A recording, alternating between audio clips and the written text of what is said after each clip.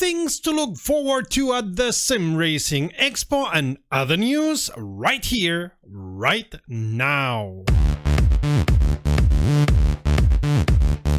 This video is dedicated to the memory of one of the great storytellers of our time, Kristofferson. Sir, thank you for your art. Greetings, Romy. You're watching Rom, the channel sharing the joy of sim racing and a regular news roundup, our weekly sim racing news. Thanks to all those who come here often, especially those who subscribe, and even more, our patrons. My name is Serta and I will be your host for this video. Today's video will have a lot of Sim Racing Expo in it, as we've asked all the exhibitors what they are bringing, and this video is the third load of information. See the link up there for the second load, and the news about SimRep, who were the first to answer, will be also up there as soon as YouTube allows me to link it. They're special, the YouTube programmers. I bet they've never watched a YouTube video in their lives. Anyway, we all know by now that Assetto Corsa Evo's release has been moved to January 16th of next year, almost a year later than they announced. We're not going to speculate here like 10,000 other channels have done, because we don't believe in clickbait and blathering around. In the news, that is. We keep the speculation to our podcast, which, coincidentally, we recorded yesterday and will release, as always, on Thursday. This time with the very special guest Thomas Harrison Lord, who, as you may or may not know, is the editor-in-chief of Traxion and was friendly and graceful enough to join us this month. We talked about everything and anything yesterday, as we are prone to do on our podcast, and of course we talked about Assetto Corsa Evo because we heard some very interesting rumors. Don't miss the podcast. No rumors, all news now. I know, last month we didn't talk about numbers because I got sick, but I still collected and analyzed them, so this video is going to be a bit about both months. Hey, 2 for the price of 1, right? And at least you could subscribe, you cheap buzzard. Anyway, back to the numbers. Assetto Corsa may be on a downward spiral, as the numbers have been climbing down for the last 3 months. Granted, from the highest number they ever had. And the low numbers this month are still higher than 1 year ago. How's that for a 10-year-old sim? The same cannot be said about Assetto Corsa Competizione, which keeps the numbers in the vicinity of the numbers they had 1 year ago. Automobilista 2 was in a slump for a couple of months, but last month they got better numbers, which are also much better numbers than 1 year ago.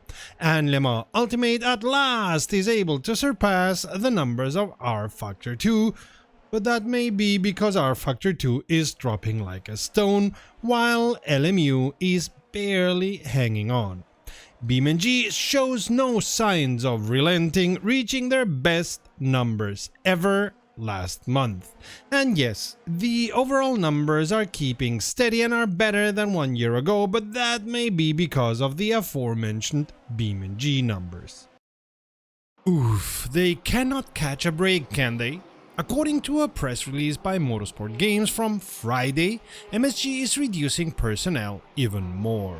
They call it strategic restructuring, which is management speak for "we don't know how to pay our bills, so we're throwing out the baby with the bathwater and hope to survive." All in all, 24 people are being given the boot in UK and US, which according to the numbers means they had 62 people working at MSG before, and now they have 38.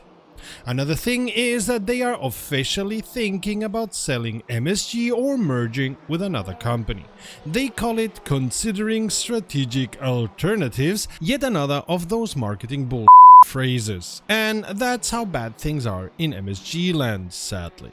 Which puts buying the season pass even more in question, because who knows how long they will survive. As every October, SCS is doing their Pinktober month to raise awareness for breast cancer and charities around this sickness. As always, you can buy the very special charity DLC for ATS and ETS2, which collect money for a local Czech charity, the Alliance of Women with Breast Cancer. You can either buy one of those DLCs or support your local charity. Anyway, is a good way to fight it and raise awareness. Yes, the SRE is soon here and many of the companies are telling us their secrets because they want to spread the joy. And sell. Of course, they also want to sell the stuff. Let's go alphabetically, shall we? Assetto are bringing their GT Phenom and the Phenom Pro for you to test, as well as a rally steering wheel. They will also bring diverse mods, including some for the Logitech RS Hub just released by Logitech. And they will also bring a prototype of a wheel they are not sure they are going to produce. We suppose they bring it to get feedback and a feel of the market. Not a bad idea.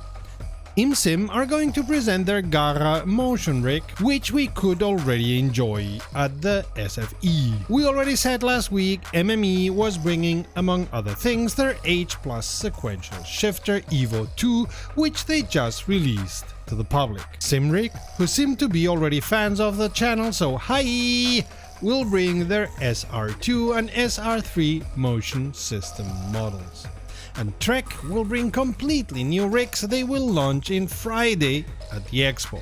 One thing they told us is that their wheelbase mount is easily exchangeable, so the rig can keep up with your upgrades, but we're not allowed to tell you anything more until the Expo. Not even the nice images they sent us. Bummer.